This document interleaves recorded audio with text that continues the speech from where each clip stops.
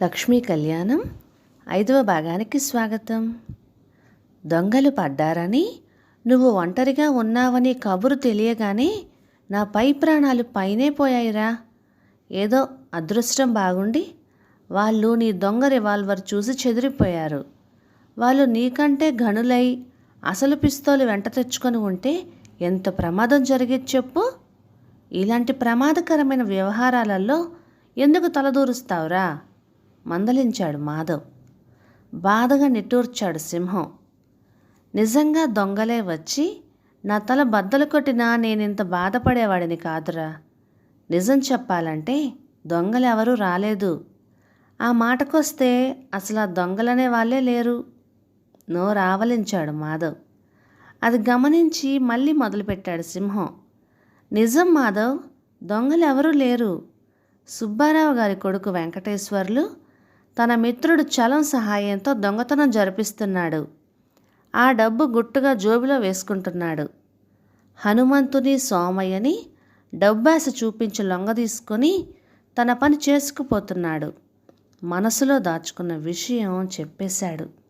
అద్దరిపడ్డాడు మాధవ్. ఓరి, నీ పరిశోధన ఎప్పుడు చూసినా ఇలాగ తగలబడి ఏడుస్తుందేమిట్రా? నాతో అంటే అన్నావు కానీ ఇంకెవ్వరితోనూ అనకు. కాళ్ళు విరిచేస్తారు. అసలే పెద్దవాళ్ళతో వ్యవహారం.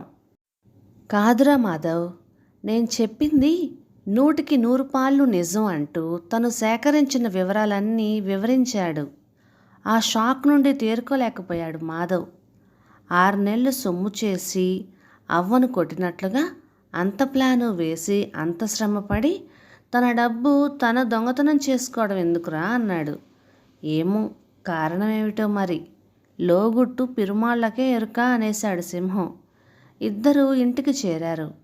అరిగిపోయిన గ్రామ్ఫోన్ రికార్డులాగా మళ్ళీ అంతా వెంకట్రావు శాంతమ్మలకి వివరించాడు సింహం. వాళ్ళు కూడా అతని ధైర్యానికి అభినందించారు. స్నానం చేసి తయారై యథాప్రకారం ఊరి మీద బలాదూరికి బయలుదేరాడు సింహం. యథాప్రకారం శ్రమదానం మొదలుపెట్టాడు మాధవ్.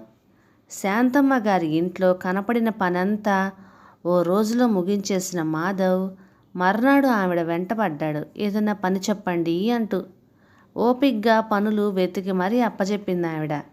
మధ్యాహ్నానికి అది అయిపోయింది. ఇంకేం చెయ్యడం, ఏం పని చెప్పటం? ఏ పని లేదు నాయనా, కూర్చో అంటే వినడు. ఆహా, ఊరికే తిని కూర్చుంటానా అమ్మా? ఏదో ఒకటి పని చెప్పండి, చేస్తాను అంటాడు. గట్టిగా మందలిద్దామంటే ఇజ్రాయెల్ జబ్బు కాస్త తిరగబెడుతుందేమోనని భయం. అటువంటి పరిస్థితుల్లో ఏం చెయ్యడమో అని ఆవిడ మీమాంస పడుతూ ఉండగా పొరుగింటి వదిన గారు వీళ్ళింటికి విజిట్కి వచ్చారు. వీళ్ళింటి పరిస్థితి చూసి ఆనందపడిపోయింది. మా ఇంట్లో పడక కుర్చీ మూల పడిపోయింది. దాని గురించి పట్టించుకునే నాదుడే లేదు అందావిడ మాట వరుసకి. శాంతమ్మకి మంచి ఐడియా వచ్చింది. పోనీ మా ఇంటికి పంపించు వదినా, మాధవ్తో చెప్పి బాగు చేయిస్తాను అంది. అది మొదలు ఆ వార్త అలా అలా పాకి మాధవ్కి చేతి నిండా పని తగిలింది. అతని పనితనం, కార్యదీక్ష చూసి అందరూ ముచ్చట పడసాగారు. ఎంత చురుగ్గా ఉన్నాడమ్మా కుర్రాడు. నాకొక కొడుకు ఉన్నాడు, సోమరిపోతు వెధవ. వాడికి ఇజ్రాయెల్ జబ్బు వస్తే బాగుండును అనుకుందో ఇల్లాలు.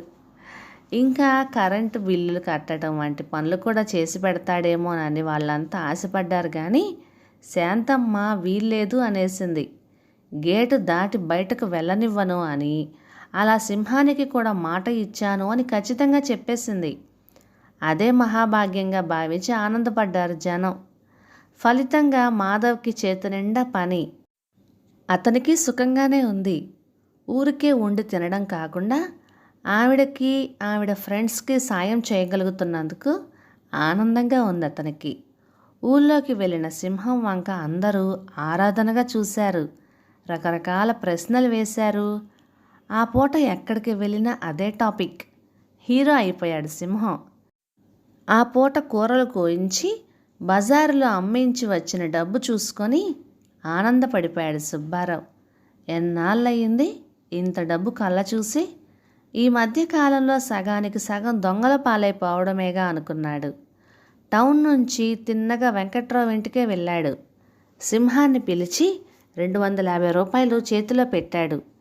మీరు చేసిన సాయానికి ఇది చాలా తక్కువే. అదృష్టం బాగుండి ఇక దొంగల బెడద తప్పిపోతే మార్కెట్కి కూరలు వేసినప్పుడల్లా తృణమో ప్రణమో ముట్ట చెప్తాను అన్నాడు. వినయంగా అందుకున్నాడు సింహం. అప్పటికప్పుడే అక్కడికక్కడే అందులో నుంచి 150 రూపాయలు తీసి వెంకట్రావు గారికి ఇచ్చాడు.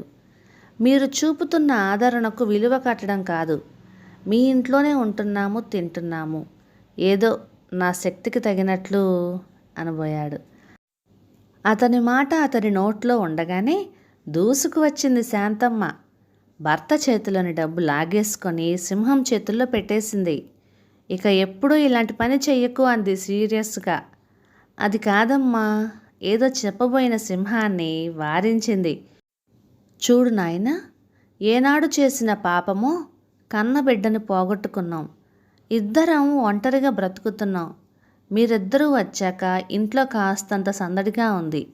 మీరు అమ్మా అమ్మా అని పిలుస్తూ ఉంటే అమృతం కురుస్తున్నట్లే ఉంది నాకు. మీరు 4 రోజులు ఉన్నంత మాత్రాన మా ఐశ్వర్యం తరిగిపోదు. మీకు భోజనం పెట్టి లెక్క కట్టి డబ్బు వసూలు చేయలేను నేను. ఇలాంటి పనులు చేసి నా మనస్సుకి కష్టం కలిగించకు అంది దీనంగా. వెంటనే డబ్బులు జోబులో పెట్టుకున్నాడు సింహం. ఇంకెప్పుడు ఇలా చెయ్యనమ్మా, మీ మనస్సుకి కష్టం కలిగించను అన్నాడు. ఎప్పటిలాగా భార్య ప్రవర్తనకి కోపగించుకోలేదు వెంకట్రావు. పైపెచ్చు ఆవిడను చూసి జాలిపడ్డాడు. నిజమే, ఆవిడకి కలిగిన కష్టం సామాన్యమైనది కాదు. ఏకైక పుత్రుడు 2 ఏళ్ల వయస్సులో తిరణాలల్లో తప్పిపోయాడు. ఎంత ప్రయత్నించినా దొరకలేదు. బిడ్డలు పుట్టకపోతే అదో బాధ, పుట్టి కళ్ళ ఎదుటనే చనిపోతే ఇంకో రకం బాధ. అది ఇది కాకుండా చూస్తూ ఉండగానే క్షణంలో మాయమైపోయాడు. ఏమయ్యాడో తెలీదు, బ్రతికి ఉన్నాడో లేదో తెలీదు. బ్రతికి ఉంటే ఏ స్థితిలో ఉన్నాడో అస్సలు తెలీదు. 1,00,000 సందేహాలు. ఎవరైనా తీసుకుపోయి కాలు చెయ్యి విరిచేసి ముష్టివాడిని చేశారేమో, లేకపోతే ఏ దొంగల ముఠాలోనైనా చేర్పించారేమో అనే బాధ అనుక్షణం ముళ్ళులాగా బాధ పెడుతూ ఉంటే జీవనం సాగించడం దుర్భరం. జీవచ్చమంలా తయారైపోయింది శాంతమ్మ. ఏదో బ్రతకడానికి తినడం, బాధను అణుచుకొని తిరగడం. అటువంటి స్థితిలో ఈ కుర్రవాళ్ళు రావడంతో ఆవిడకి చైతన్యం కలిగింది. 10 ఏళ్ళు వయస్సు తగ్గినట్లుగా కనిపిస్తున్న భార్యను చూసి సంతోషం కలిగింది ఆయనకి. అందుకు కారణమైన వారి పట్ల కాఠిన్యం తొలగిపోయి కృతజ్ఞత కలిగింది. వీళ్ళిద్దరూ కొన్నాళ్ళు ఇంట్లోనే ఉంటే బాగుండును అనిపించింది.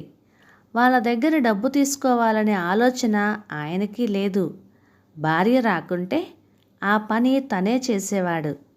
ఆ రాత్రి ఎంతో సంతోషంగా నిద్రపోయాడు సుబ్బారావు. ఆయన కొడుకు వెంకటేశ్వర్లకి మాత్రం కంటి మీద కునుకు లేదు. సింహాన్ని తండ్రిని దుమ్ము తూర్పార పడుతూనే హైరాణ పడిపోయాడు. ఇక సింహం ఆర్థిక సమస్య తీరిపోయింది. జేబులో సుబ్బారావు ఇచ్చిన డబ్బులున్నాయి. ఫ్రీ లాడ్జింగు, ఫ్రీ బోర్డింగు, పై ఖర్చులకి తన దగ్గరున్న డబ్బు కోకొల్లలు. ఎప్పుడైతే ఆర్థిక సమస్య తీరిపోయిందో అసలు సమస్య పరిష్కారం వైపు బుద్ధి మళ్లించాడు సింహం. ఏం చెయ్యాలా అంటూ తల పగిలిపోయేలాగా ఆలోచించసాగాడు. ఆ రోజంతా బుర్ర వేడెక్కిపోయిందే తప్ప సరైన మార్గం కనిపించలేదు. సాయంత్రం తల మీద ఓ 10 చెద్దలను దుమ్మరించుకొని స్నానం చేశాడు. కాస్త హాయిగా అనిపించింది. శాంతమ్మ ఇచ్చిన కాఫీ తాగి యథాప్రకారం ఊరు చూడటానికి బయలుదేరాడు.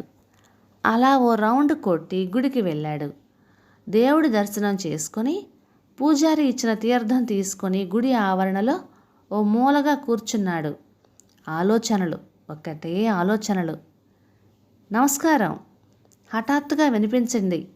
ఉలిక్కిపడి చూశాడు. ఎదురుగ్గా ఉన్న అపరిచిత వ్యక్తి వంక చూసి నమస్కారం అన్నాడు అప్రయత్నంగానే. గుర్తుపట్టలేదా అన్నారు వారు. 1 నిమిషం పాటు చూసినా గుర్తు రాలేదు అతనికి. మొహమాటంగా బుర్రగోక్కున్నాడు. అతని అవస్థ గమనించింది. ఆ రోజు స్కూటర్ ఆగిపోతే బాగు చేశారు కదా, గుర్తు చేసింది. నోరావలించాడు సింహం. జీన్స్ ప్యాంటు షర్టు వేసుకొని తల మీద క్యాప్ పెట్టుకొని పక్క మోడ్రన్ గర్ల్గా ఉన్న ఆ అమ్మాయి జానెడంచు చీర కట్టుకొని పూలు బొట్టు గాజులు మొదలైన అలంకరణలతో 16 అణాల తెలుగు పడుచులాగా ఉన్న ఈ అమ్మాయిని ఒక్కరే అంటే నమ్మశక్యం కాలేదు అతనికి. ఆడపిల్లల తీరే అంతా. ఒక్కో అలంకరణలో ఒక్కో రకంగా కనిపిస్తారు. మగవాళ్ళు అలా కాదు. ఏ బట్టలు వేసుకున్నా అదే అవతారం, అదే మాట అన్నాడు ఆ అమ్మాయితో. ఆమె నవ్వేసింది. గుడికి వచ్చాను, మీరు కనిపించారు.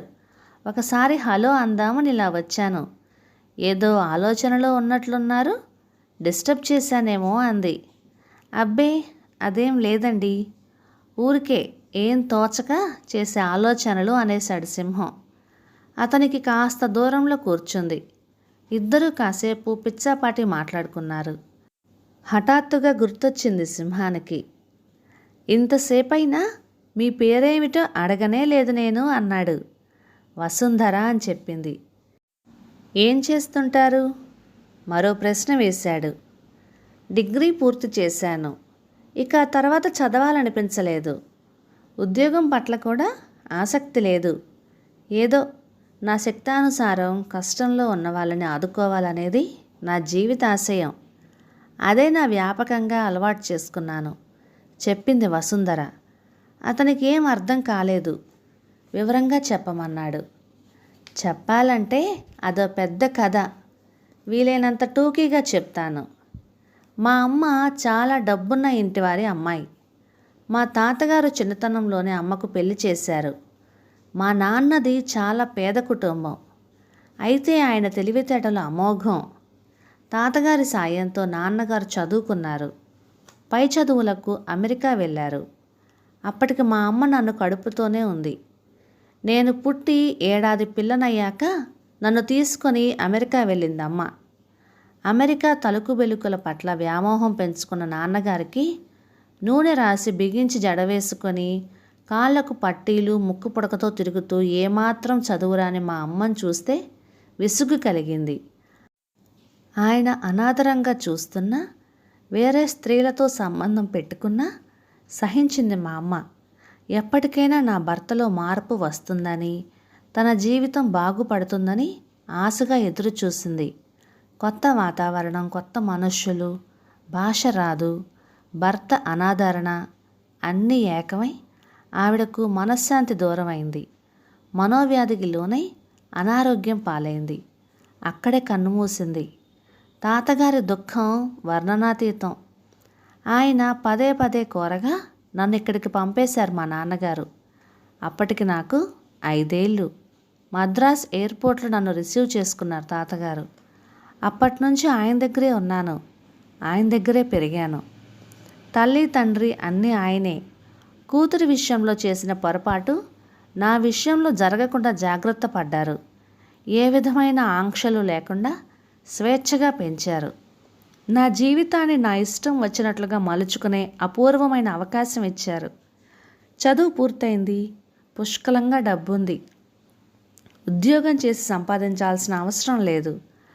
అందుకని నాకెంతో ఇష్టమైన పని ప్రారంభించాను. కొందరు మంచి మిత్రుల సహాయంతో ఒక సంస్థను ఏర్పాటు చేశాను. సంస్థ పేరు స్నేహ. ఎవరైనా ఆపదలో ఉండి బాధపడుతుంటే వారికి చేతనైన సహాయం చేసి వారిని ఆపద గట్టెక్కించడం మా సంస్థ ధ్యేయం. మా సంస్థ ప్రారంభించిన వేళ విశేషం ఎటువంటిదో కానీ 2 ఏళ్లలోనే మంచి పేరు సంపాదించుకున్నాం. చాలామందికి సహాయం చేశాం.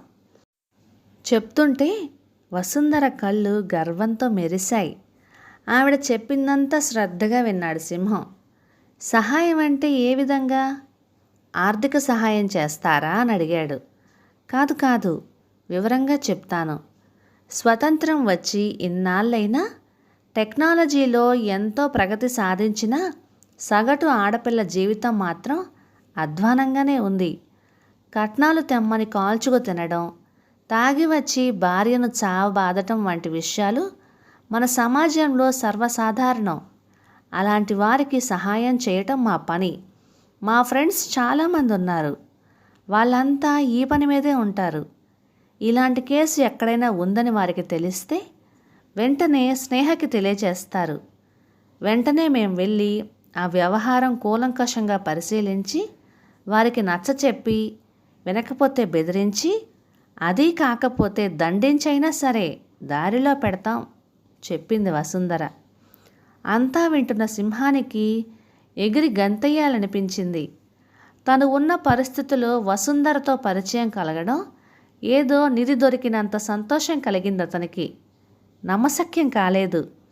తను చెప్పింది విని అతనేమీ ఆసక్తి కనబరచకపోయేసరికి అనవసరంగా అతనికి బోరు కొడుతున్నానేమో అనిపించింది వసుంధరకి. మిమ్మల్ని బాగా విసిగించినట్లున్నాను, మరి వెళ్ళొస్తాను అంటూ లేచింది.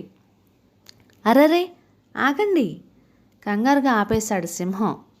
మీతో బోలెడన్ని విషయాలు మాట్లాడాలి, ఒక్క అరగంట కూర్చోగలరా రిక్వెస్ట్ చేశాడు. ఓ, దానికేం భాగ్యం, చెప్పండి అంటూ అతనికి కాస్త దూరంగా కూర్చుంది. ఉత్తరం తన కంట పడటం మొదలుకొని ఆనాటి వరకు జరిగిందంతా పూసగుచ్చినట్లుగా చెప్పాడు సింహం. ఏం చేయాలో అర్థం కావటం లేదు. ఏ ఒక్క ఆధారము దొరకటం లేదు. తీరిగ్గా ఆలోచిస్తూ కూర్చుంటే అవతల అనర్థం జరిగిపోతుందేమోనని భయం. చేతులు కాలేక ఆకులు పట్టుకొని ఏం ప్రయోజనం? ఏ దిక్కు తోవా తోచని స్థితిలో మీ పరిచయం కలగడం పరమానందంగా ఉంది. మీరు అనుభవజ్ఞులు, సమర్థులు. విషయమంతా మీకు చెప్పాను, ఏదైనా మార్గం చూపించగలరా అని దీనంగా ధ్వనించింది అతని కంఠం. ఈసారి సంభ్రమాశ్చర్యాలకు గురవడం వసుంధర వంతయింది. ఆవిడ స్థితి వర్ణనాతీతంగా ఉంది.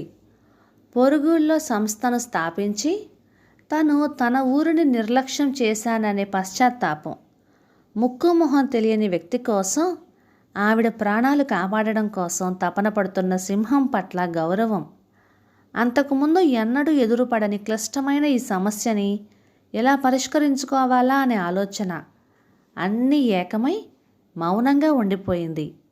ఆవిడ సమాధానం కోసం ఎదురుచూస్తూ కూర్చున్నాడు సింహం. కాసేపు దీర్ఘంగా ఆలోచించి తల విదుల్చుకుంది వసుంధర. చూడండి సింహం గారు, ఉత్సాహంగా ముందుకు వంగాడు సింహం. సమస్య కొంచెం కఠినమైనదే, అయినా పర్వాలేదు. మీ ఉత్సాహం, నా అనుభవం ఏకమైతే పరిష్కారం లభించకపోదు. ఆలోచిద్దాం. We will do it. రేపు నాకు ముఖ్యమైన పని ఉంది. 7:30 కల్లా ఇంట్లో నుంచి బయలుదేరతాను. మీకు వీలైతే మా ఇంటికి రండి, ఇద్దరం కలిసి వెళ్దాం, అక్కడ తీరిగ్గా ఆలోచిద్దాము అంది. వెంటనే అంగీకరించాడు సింహం. ఇల్లు గుర్తులు చెప్పి వెళ్ళిపోయింది వసుంధర. భగవంతుడికి మరోసారి మనస్ఫూర్తిగా దండం పెట్టుకుని బయలుదేరాడు సింహం. ఇంటికి వెళ్ళి భోజనం చేసి పొలం దగ్గరికి వెళ్ళి పడుకున్నాడు. ఒక చోట 10 మంది చేరి నివాసం ఏర్పరచుకుంటే అది ఊరవుతుంది. ఊరు అనేసరికి కొన్ని సామాన్య సౌకర్యాలు ఏర్పడతాయి. మంచినీటి వసతి, వాహన సౌకర్యం, బజారు, దేవాలయం, డాక్టరు, ఇలాంటివన్నీ ప్రతి చిన్న ఊళ్ళోనూ ఉంటాయి. అయితే వీటన్నిటితో పాటు దురదృష్టవశాత్తు మరో ఏర్పాటు కూడా ప్రతి ఊళ్ళోనూ ఉంటుంది. ఎంత చిన్న ఊరైనా సరే తప్పక ఉండి తీరుతుంది. మర్యాదస్తులు వెళ్ళటానికి ఇష్టపడని ప్రదేశం, ఇష్టపడిన వారు కూడా రహస్యంగా సందర్శించే ప్రదేశం ఆ ఊళ్ళోనూ ఉంది. ఊరికి మూలగా కొన్ని గుడిసెలు, వాటికి మధ్యగా సారా దుకాణం. పగలంతా నిశ్శబ్దంగా ఉండే ఆ ప్రదేశంలో రాత్రిపూట సందడి మొదలవుతుంది. ఓ మూలగా ఉన్న ఆ గుడిసె బయటకి సామాన్యంగా కనిపించినా లోపల నీట్గా ఉంది. నవ్వారు మంచం, పరుపు, మెత్తని దుప్పటి, దానిమీద పవలంచి ఉన్నాడు మస్తాన్. అతని కాళ్ళ దగ్గర కూర్చొని కాళ్ళు నొక్కుతున్నాడు సింగడు. మస్తాన్ సింహం అయితే సింగడు నక్క. మస్తాన్ ఆ ఊరు వచ్చి 4 రోజులు అయ్యింది. అతను తలుచుకుంటే ఊళ్ళోనే పెద్ద మేడలో ఉండవచ్చు. కానీ పరిస్థితులకు తల వంచి అలా మారుమూల తలదాచుకున్నాడు. అతను కిరాయి గూండా. పైకి అతి మామూలుగా పర్సనాలిటీతో సామాన్యంగా కనిపించే మస్తాన్ పరమ కిరాతకుడు. సిగరెట్ వెలిగించుకున్నంత తేలిగ్గా హత్య చేసి పారేస్తాడు. డబ్బు పారేస్తే చాలు, ఏ పనికైనా సిద్ధమే. అంత సమర్థుడైన మస్తాన్ ఓ పెద్ద తలకాయకి కుడిభుజం. ఆయన ఆస్థాన రౌడీ ఇతడే. ఒకసారి ఆయనకి అవసరమైతే ఓ హత్య చేసి పారేశాడు. అలా చేయటం అతనికి కొత్తేం కాదు.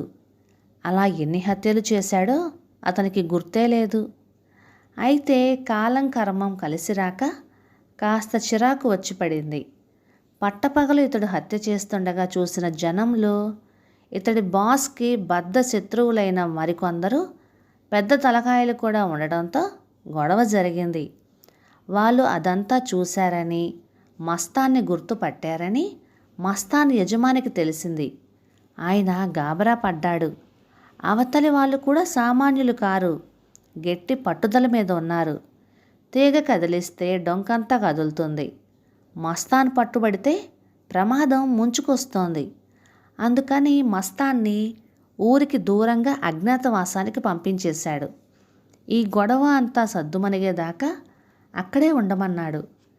కేసు కొట్టేయించగానే పిలిపిస్తానని, అతని కష్టానికి ఫలితంగా ఏది కోరితే అది ఇస్తానని మాట ఇచ్చాడు.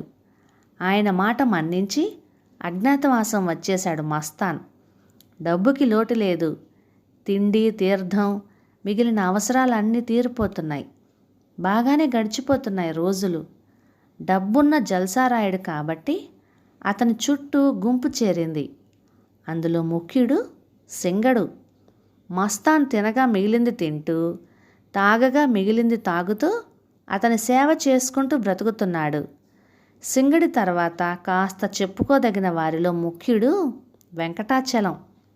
సింగడిలాగా కాళ్ళు పట్టుకోకపోయినా తరచూ వచ్చి కాసేపు బాతాకాని వేసిపోతూ ఉంటాడు.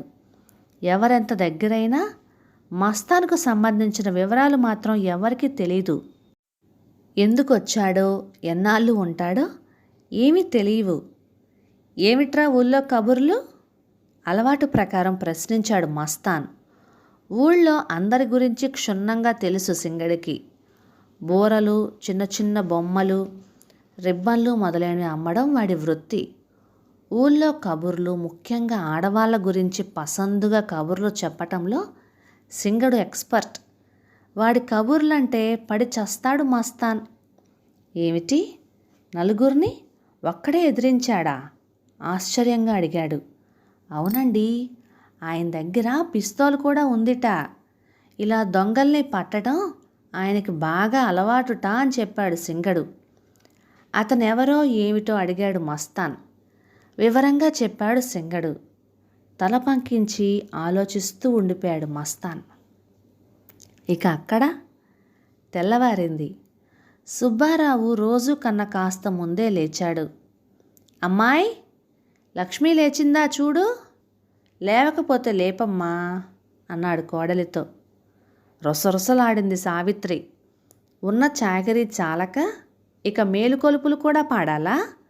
నిన్న రాత్రి చెప్పారుగా, లేస్తుంది లేండి, ఆ మాత్రం తెలీదా? అంత పసిపిల్లేం కాదుగా అంటూ వెళ్ళిపోయింది. ఆయన మనస్సు చివుక్కుమంది. తనే వెళ్ళాడు.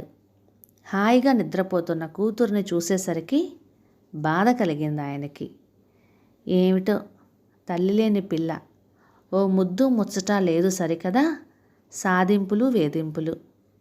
లక్ష్మి, లేమ్మా, మెల్లగా లేపాడు. వెంటనే లేచింది. తెల్లవారిందిలే తల్లి, గుడికి వెళ్ళాలి గుర్తు చేశాడు. లేచి బద్ధకంగా ఒళ్ళు విరుచుకుంది లక్ష్మి. ఎంతకీ పెళ్ళి కుదరకపోతుంటే జాతకం తీసుకువెళ్ళి చూపించాడు సుబ్బారావు. ఆయన చాలా గొప్ప వ్యక్తిట. జాతకం చూసి అమ్మాయికి నాగదోషం ఉంది, కొన్నాళ్ల పాటు పొద్దున్న సాయంత్రం నాగ ప్రదక్షిణలు చేయండి అని చెప్పాడు. పొద్దున్నే లేచి స్నానం చేసి గుడికి వెళ్ళి ప్రదక్షిణలు చేయడం అంటే బద్ధకం వేసింది లక్ష్మికి. అయినా తప్పదు.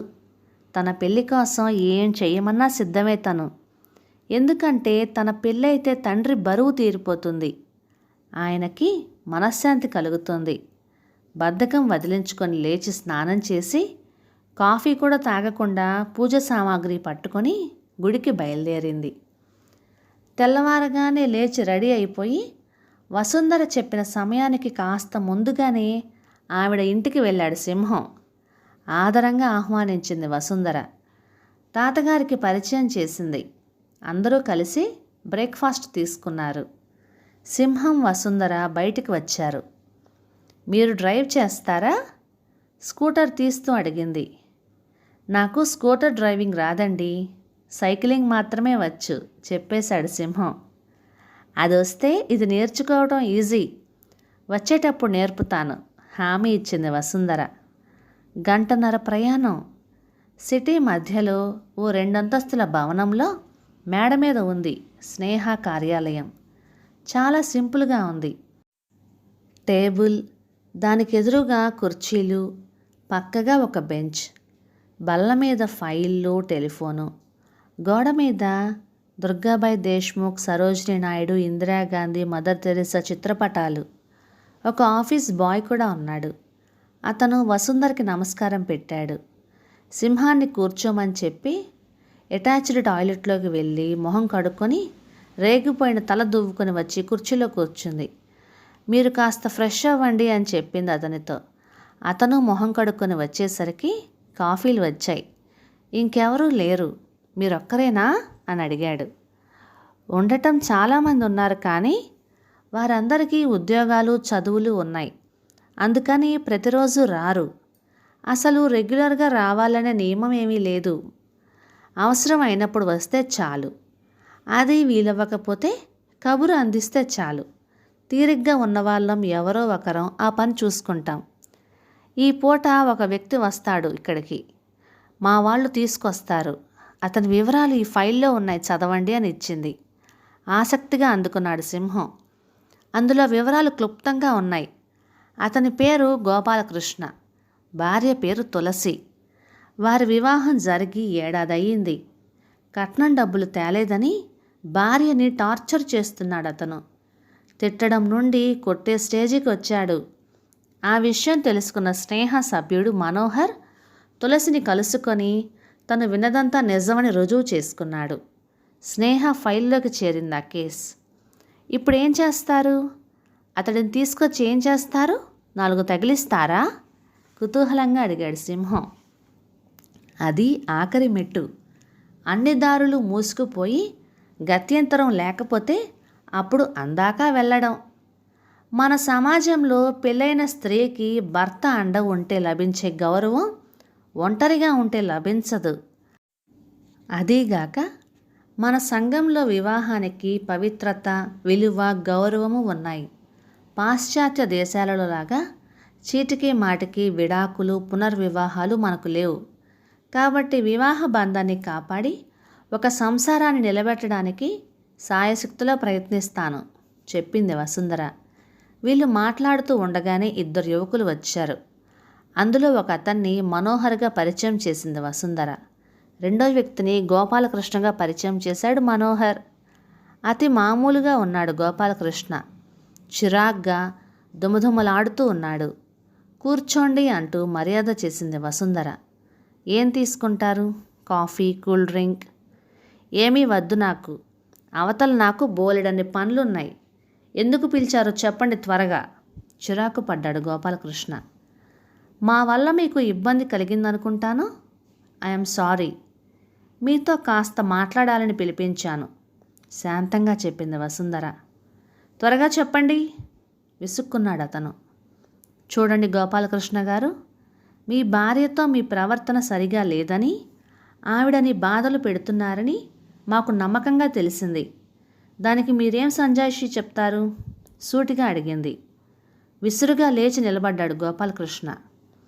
ఇది నా స్వవిషయం.